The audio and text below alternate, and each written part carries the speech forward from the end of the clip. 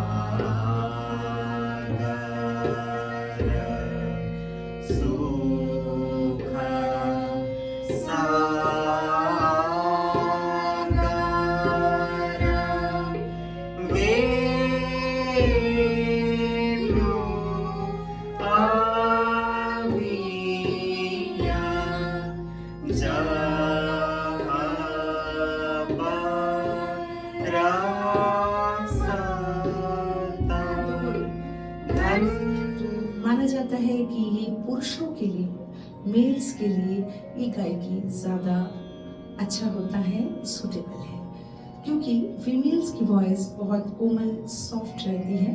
तो इसलिए ध्रुपद गायकी फीमेल्स की आवाज़ के लिए उतना ज़्यादा सूटेबल नहीं है। पर क्योंकि आजकल एग्ज़ाम्स होते हैं, हम लोग को कराना पड़ता है, इसलिए ध्रुपद गायकी फीमेल्स के लिए भी उनको कोर्स के तहत ध्रुपद गायकी जनरली मेल्स की वॉइस में ही अच्छा लगता है, उनके आवाज़ के टेक्सचर के कारण। ध्रुपद गायकी में जो उच्च कोटि की भाषाएं हैं जैसे ब्रज, हिंदी, उर्दू, इन भाषाओं का उपयोग किया जाता है। इन भाषाओं में ध्रुपद गायकी की जाती है। ध्रुपद के साथ जो ताल बजते हैं उनमें बहुत कॉमन है चौताल, त्योड़ा, शुलताल, ब्रह्मताल, रुद्रताल। ध्रुपद गायकी असल में खुले वाद्य के साथ गाया जाता है। जैसे खुला वाद्य मतलब दो मुख्य वाद्य जो दोनों साइड से बजता है, जैसे हो गया पखावज, मृदंग।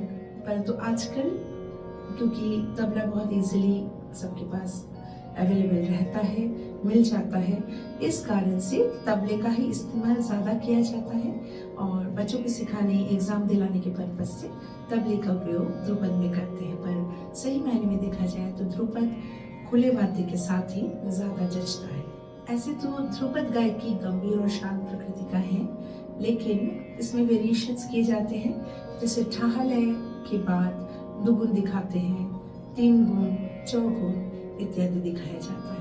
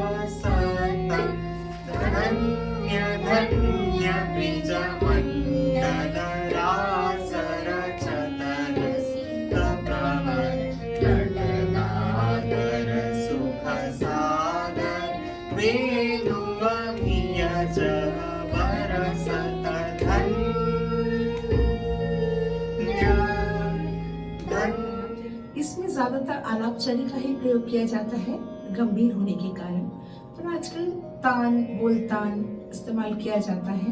वाद्य में झाला वगैरह दिखाया जाता है, लेकिन जो बिल्कुल ट्रेडिशनल वे ऑफ ध्रुपद गायकी है वो बहुत ही गंभीर और उसमें सिर्फ आलाप, स्वरों का विस्तार, नोम तुम से शुरुआत, इस तरीके से उसे किया जाता था। ध्रुपद में जो स्टैंजाज होते हैं, जैसे हमारे गानों के जो पैराग्राफ स्टैंजाज होते हैं, वैसे ध्रुपद के जो स्टैंजाज होते हैं उनको नाम दिया गया है स्थायी, अंतरा, संचारी, अभोग। तो आज मैंने आपको ध्रुपद के बारे में थोड़ी जानकारी देने की कोशिश की। आगे मैं चेष्टा करूंगी कि धमाल गायकी के बारे में भी आपको थोड़ी बता पाऊँ। Thank you so much.